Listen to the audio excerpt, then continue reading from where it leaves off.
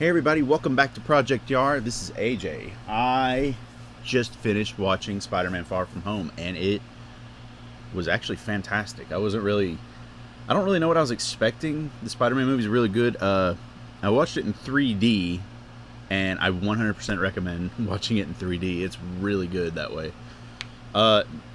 Nick wanted to go see it, but unfortunately for him, he just couldn't.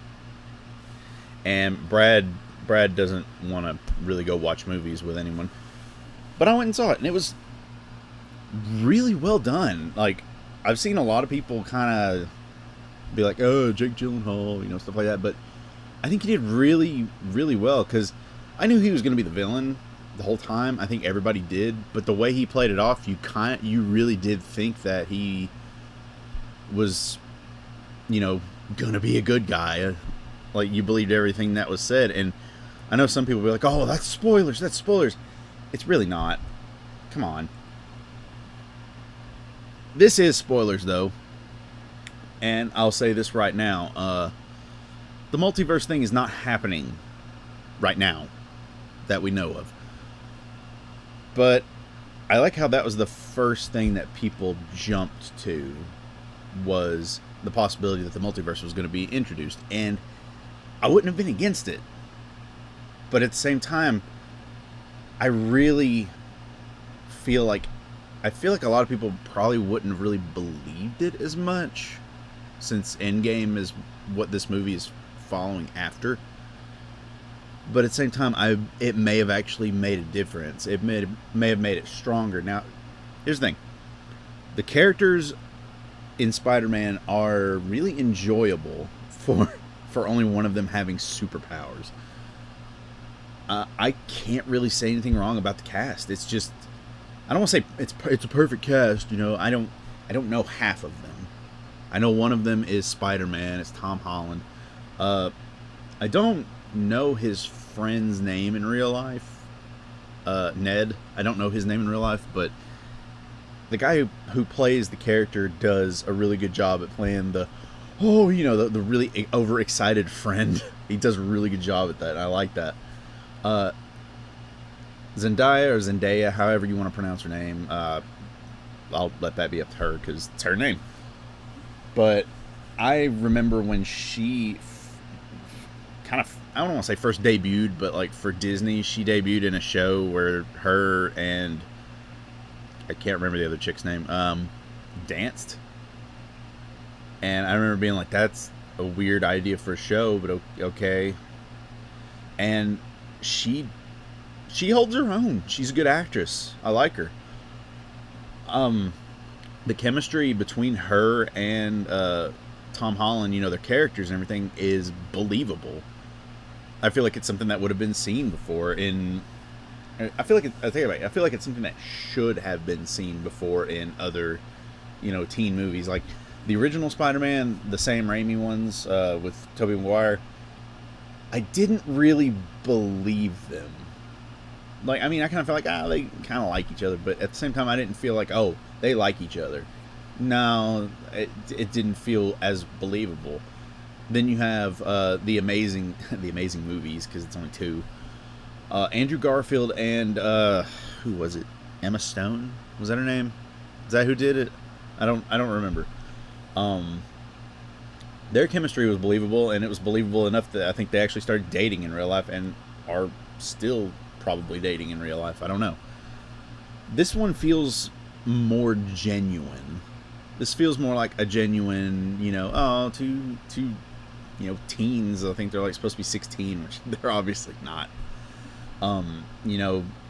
Getting together. But if you're from where I'm from and where everybody else is from, this kind of goofiness, the cutesy goofiness that you see people in the movies do, that's not really a thing. If it is, I've never seen it. That'd be weird. But anyway, going further into the movie,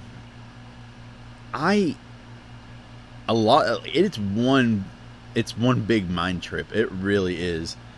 Doctor Strange, if you've ever watched Doctor Strange and the visuals really caught you off guard, Mysterio stuff will really catch you off guard, because you're like, oh, that's, oh, no, that's not it. Oh, but that's over there. No, oh, yeah. Like, you can't tell what's real and what's not. And for this being Mysterio's first time ever being done for film, I applaud them. They did a really well job of bringing him to life.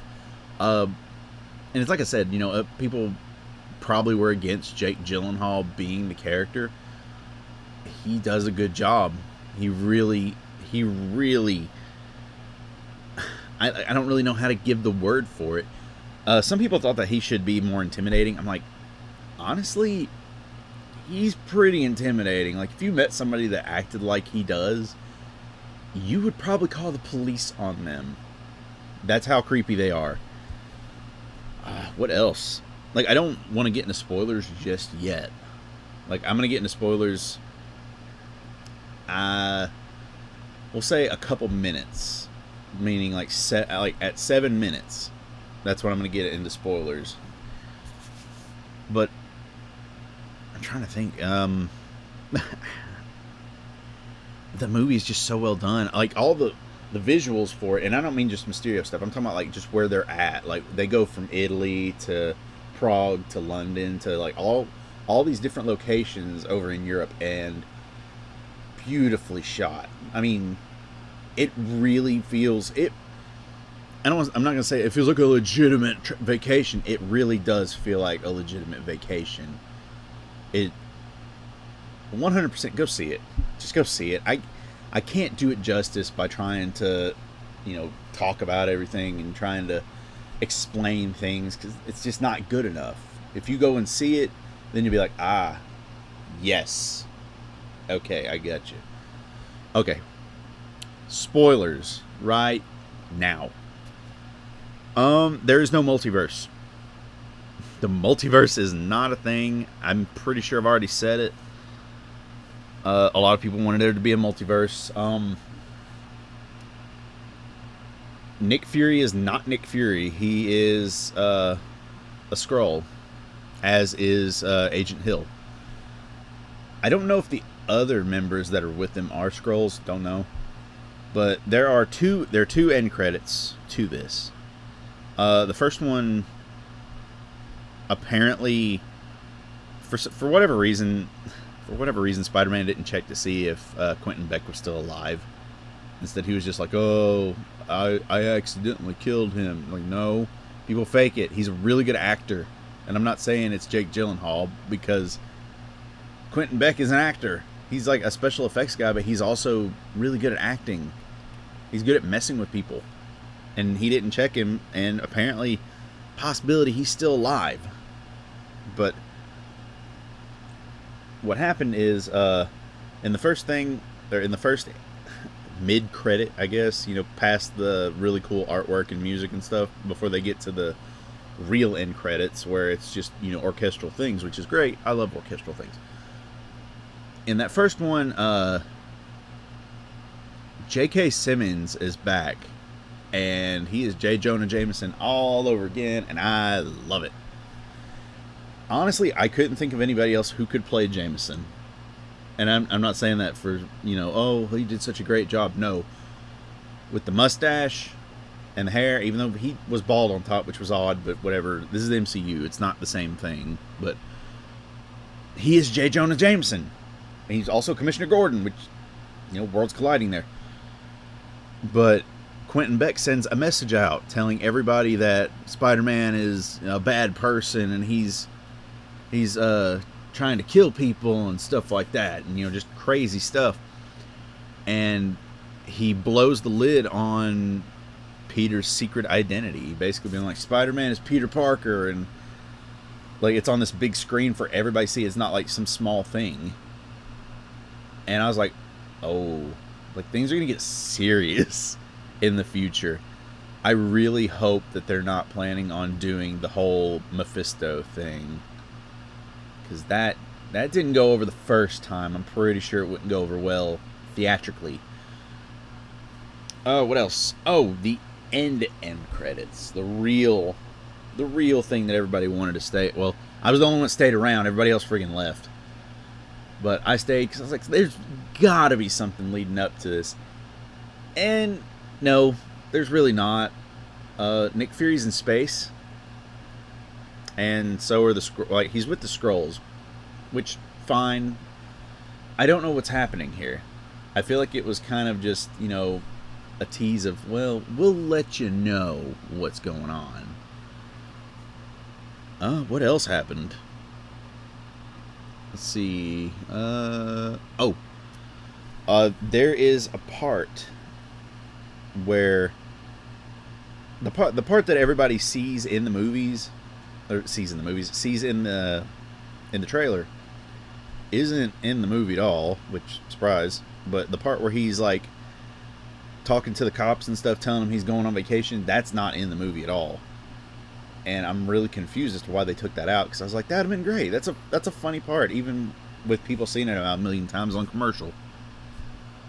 That happens. There's a lot. I've seen people complaining because they're like, there's too much Iron Man. Like, he needs to die already. And I'm like, I prefer this. I really do. There was something else. What was... Oh. Yeah, Happy and his aunt are apparently a couple, but not a couple, and I'm confused. But I laugh at it anyway. Like, there's so much that happens. Like I said, go see it. Go see it. I'm not doing any justice telling you what's happening in this. And if you are going to go see it, I don't know if it's in IMAX. It might be in IMAX. But if you do, see it in 3D. It's well worth it. It's a thing where you just... It feels right. Especially because it's Spider-Man. But, yeah. Like, share, subscribe. Hit our notification bell so you get notifications on our video. We have a podcast that comes out here and there Sundays. It's hit and miss because Brad usually puts it out, but he doesn't really put a time on it. He's kind of like, there it goes. Yeah, it's out there in the world now. But, yeah, check out our stuff.